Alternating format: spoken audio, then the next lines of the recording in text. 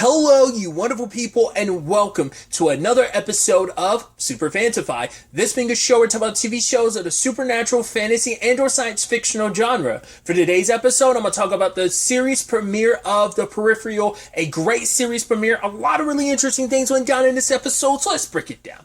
So first and foremost, I've never read the book that this is based on, so this is my first introduction to this story, and immediately I'm like, okay, even based on like the teaser trailer, I was like, oh, I'm definitely getting like Westworld vibes, and even more so as the episode progressed, I was like, okay, I'm getting Westworld and Altered Carbon vibes. I know like Jonathan Nolan and Lisa Joy, who are behind Westworld, the TV show, I know that they're involved in this because their names are, but I think they're just executive producers. But I mean, once again, I don't know like what fully constitutes like their involvement in the entirety of the show. I'm never always 100% sure on like what fully executive producers do, but nevertheless, I know their involvement, but I don't think like they're the main people behind the show. But it definitely, like I said, it still has that Westworld vibe to it, but it might just be what the source material already kind of has that feeling vibe to it. But what I thought was so interesting is at first we start off in 2099. I'm like, oh wow, we're that far in the future, and then we dial it back 67 years to 2032. I was like, okay, that's interesting. All right, so what was all that about? You meet like Wolf, and he's with this little girl named, was it Althea? And it's like, or is it Alethea? He's with her, and you're like, okay, so what's that about? And she knows him, and she's like, remember that, like, when I didn't have shoes because I gave them to you, and you're like, they're reminiscing. So that's where I'm almost like, is there some slight time travel element to this show? Because I'm wondering, are they like time traveling the 67 years into the future with all that's going on? Like, let's like break it down. Okay, so we get introduced to Flynn, and basically her and her brother Burton are taking care of their mom. We don't know what her condition is, but she has some like, I'm guessing you can't, either it's going to be extremely expensive to get it like legitimately, because it seems like they kind of illegally get their mom's medication. It's $1,000 a pop. So like one pill is $1,000. I was like, wow. So God knows if like you're having to do that illegally, how much does it cost legally to get it then, you know? So, or maybe they just can't in general track down their medication. I'm assuming it's just like legally it costs way more to get it, but I thought it was interesting because we found out like early on Flynn was like, oh, like, are you switching mom's medication with yours and stuff like that? And it turns out that's not the case. In fact, he's actually giving his mom some of his medication. Like her pills are just running so low and dry that the reason why she had like a 10 milligram pill wasn't because he was switching pills with her. He was giving her like, because I guess like Flynn had never really paid too much attention to the milligrams until now. So she probably never realized that he's been slowly like switching, like giving her his pills. He tells his mom, like, oh, I just got extra pills. I don't need them as much. It's like, no, he's giving her all his pills just so she can be okay. And Flynn kind of felt bad later because she's like, oh, I kind of like assumed the worst in my bro. And it turns out he was actually doing a lot. Like he's suffering through the pain. Because we see, as he kind of refers to as like the haptics. So I guess like kind of like a haptic feedback type of setup. I guess is something futuristic for soldiers. Maybe it's like a battle enhancement type of thing, or because there's just like something like, I don't know if it's like allocated to like their exoskeleton, or is it kind of like an exoskeleton type of thing, and is it like, you know, stuck to the actual, you know, the bones in their body, it's like literally latched onto your like your spine and your rib cage and stuff like that. Because whatever it was, he was like in major pain. So I don't know whether it's just a side effect of once it's implanted, there's no taking it out, or what that's all about. But like at one point, Flynn sees him with his shirt off, and the things on his body are glowing, and he's in so much pain. So we don't really know what that's all about. But I'm assuming it has to be like a war thing, because we meet Connor, and Connor's missing an arm and both of his legs, and they're even saying like, oh, you should have died. Like, I don't know whether that's like whether that dude Cash said like, oh, they should have finished you off, and Connor's like, yeah, I think that many mornings. And I'm like, I wonder, is it type of situation where it's just like, right, we don't like you and they should have killed you when you were in the military? Or is it just kind of like or is that supposed to be even more disrespectful? Because is it kind of like, I'm wondering, is it just a him thing, or is it just anyone from the military? Because I'm wondering, is he kind of getting treated like that? Because is it kind of similar to a Vietnam thing of like, you went to a country and you come back and you're not like seen as like, serving your country. You're seen as a monster for whatever. I wonder if it's something similar to that, or is it just personal beef with Connor? It feels like it could go either way, but I'm leaning more towards personal beef. But there's a part of me wondering if it could almost be like treat it like a Vietnam type of thing. But the main crux of this episode, obviously, like, VR in this universe has gotten super, super good to the point, like, they're playing essentially what looks like it could be like a Call of Duty type of game, but, like, it's so realistic. Everything's graphically realistic, so it's like, yeah, like, super far into the future with what VR technology could be. But Burton gets signed up for this, like, very specific technology. I don't know if it's going to be called like Peripheral or not, the actual setup itself, but it's this new, even more advanced VR where it's like there's actual feedback. Because I guess it kind of like the metal things on it, I guess, kind of literally latch into your brain. So, because your brain is why you feel what you feel. So it's the one that sends signals to the rest of your body to be like, oh, like this thing that's burning, your brain tells you, oh, that's burning, that's hot, stop. So I guess it really latches onto those signals and kind of like hijacks them to an extent so you feel everything inside the thing. Because Flynn is like really good at the game, and that's why Burton's able to kind of get access to this, because it's all under his avatar, and they think that it's actually Burton when in actuality it's Flynn, because she's the one that got to like level 107 or something as his character, Easy Ice. And so she gets put into like a version of his body, and she's playing the game initially, but she's feeling it and everything, and it's like, wow, this is real. And this is where we really get into like the trippiness of like a Westworld type of thing, especially with like the technology. Like he rolls up on the bike and then gets off the bike, and the bike kind of disintegrates and disappears. The android type of host, I like their design, how like their faces can like open up enough where you can see like the seams, where you can almost see like the inside. But like at one point when he was with that lady, like it closed its like head completely and was just kind of like almost like a solid mannequin head. So I thought that was such an interesting thing. I'm wondering what's the reasoning for that. Like, why not stay one way? Why is it designed where it can open and close? Like, what's the necessity for that? Because also like they kind of put themselves together too much, like the bike situation. So. But Flynn is following this voice in his head. Once again, just kind of that interesting thing, like the video game aesthetic thing it's kind of got, where it's like, oh yeah, here's your waypoint marker, where it's just kind of like the arrows. I'm like, man, that's so weird, because it's like that's such a video gamey thing that you're just like, oh, it feels so weird to see that actually translated in real life. I mean, to be fair, this is a video game, so it makes sense, but it's still just kind of one of those weird things to see it actually visualized in like a live action medium like that. Either way, the whole point was to seduce this lady, which I love that Flynn basically took a lot of the stuff that her friend had suggested earlier about the whole Tommy situation. I love that she basically applied that to this situation and swoosed the lady, knocked her out, got into a fight with her driver, which the driver kind of pulled off some like Neo Matrix shit, because it's doing everything like it's driving with one hand and like blocking on all this stuff, trying to kill Flynn with a knife and with that single hand. And I was like, yeah. I even love the finisher to that. It's just like, right, have the robot point the knife towards itself, hit the brakes, make it fling forward, and stab itself in the head. I was like, that was a pretty interesting kill. But then dropping her off, and the lady behind all of this, we later on find out, I'm blanking on the name, was it? It's like, was it Alethea?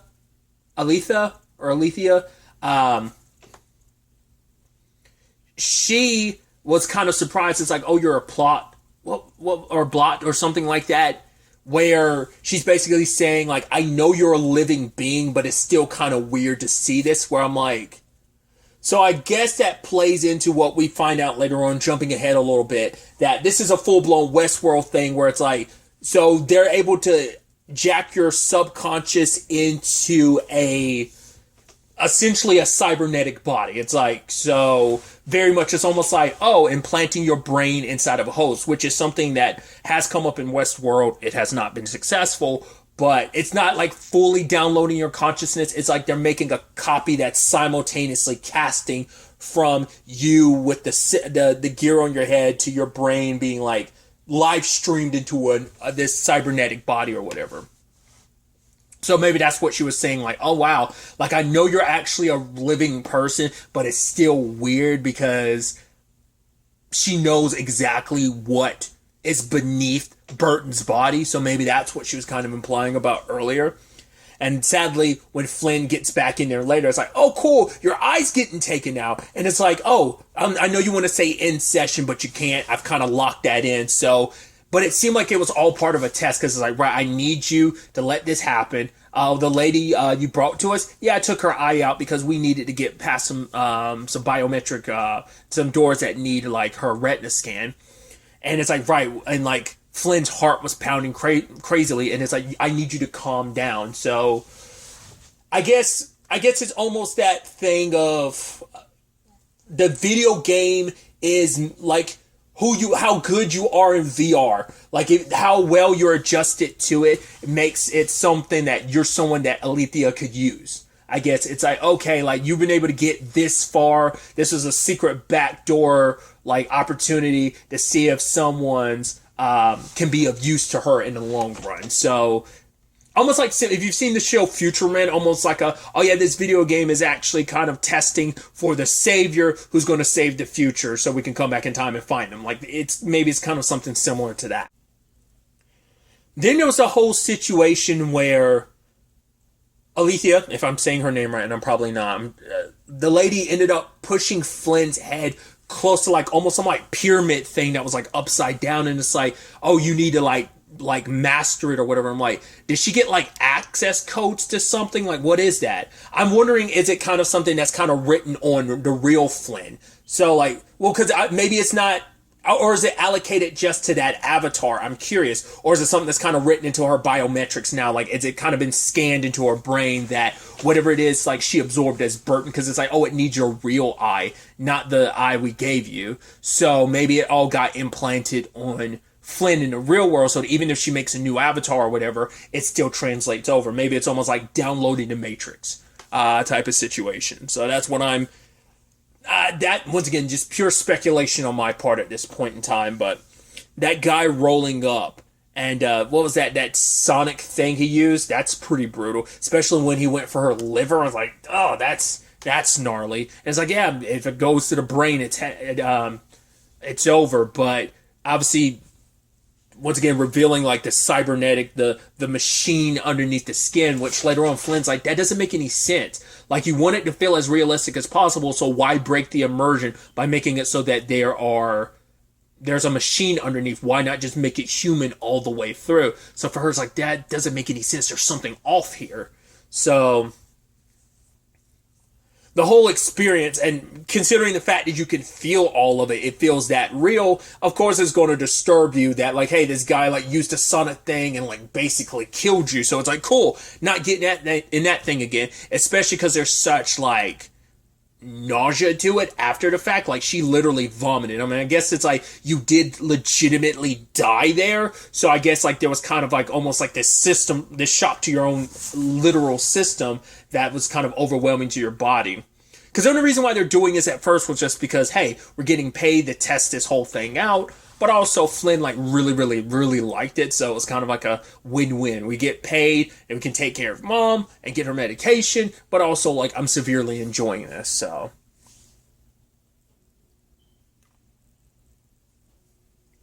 the guy did say, like, oh, we're going to be able to track back to where you're actually coming from, even if you don't give us answers. So, the guy from the very beginning, Wolf, like, contacts us, like, hey, there's a $9 million bounty on your head, because I guess she got access to something she wasn't supposed to have access to, so that's why they need her dead. So, it's a situation of...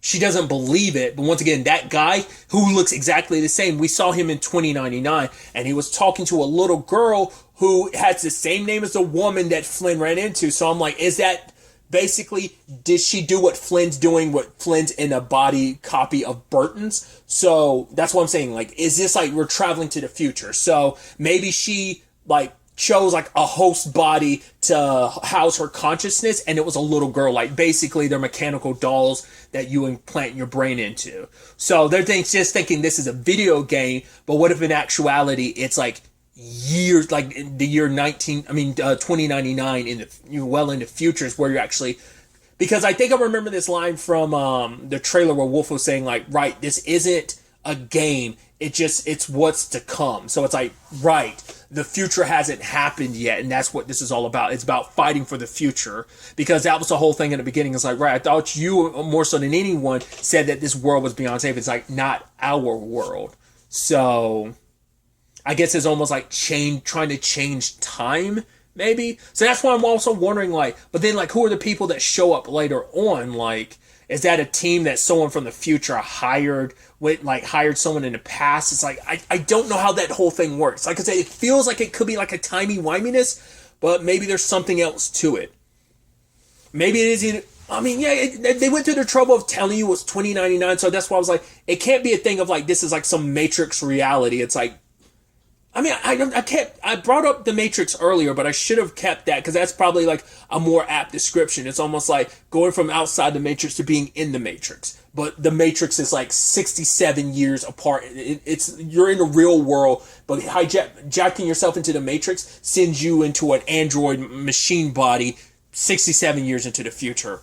Why specifically then? Why not any other point in time? Maybe just the technology is calibrated to do that.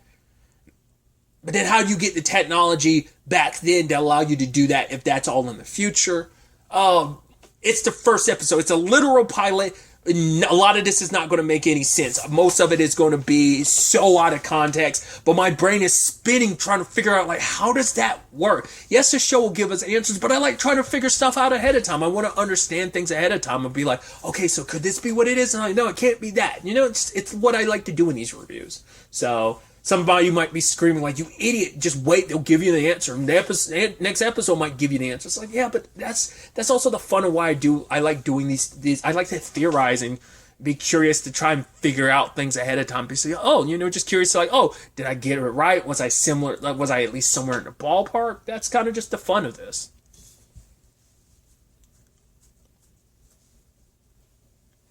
Obviously, she tried to tell her brother the truth about it while he's sitting with his buddies, which they all talk about the Connor situation. They have guilt over it because they got some intel about the situation they sent Connor into was going to be bad, but they didn't believe it.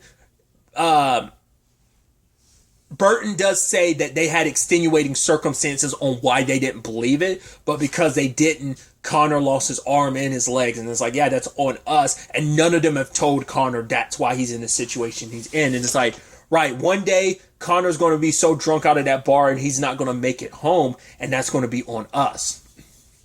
But when Flynn shows up and is like, yo, there's like a $9 million bounty on me, one of the guys is like, yeah, let's go back to talking about what we were just talking about, the whole Connor thing. It's like, yeah, we didn't believe the intel then, what, and kind of suggesting like, what if this bounty after your sister isn't a lie? And he's like, come on, you serious? It's like, rather be safe than sorry. So I was like, right, bring up the drones. But when they do it, they see there are soldiers in the woods, locked and loaded.